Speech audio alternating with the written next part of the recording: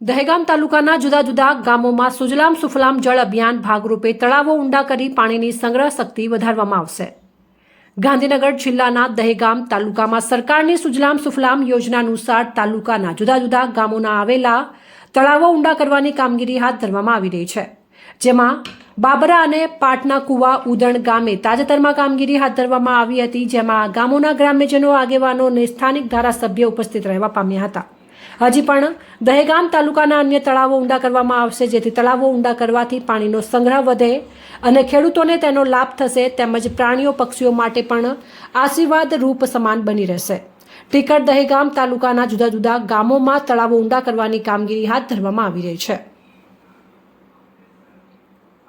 Agarsinh Chauhan, Harsoli, Dehgam.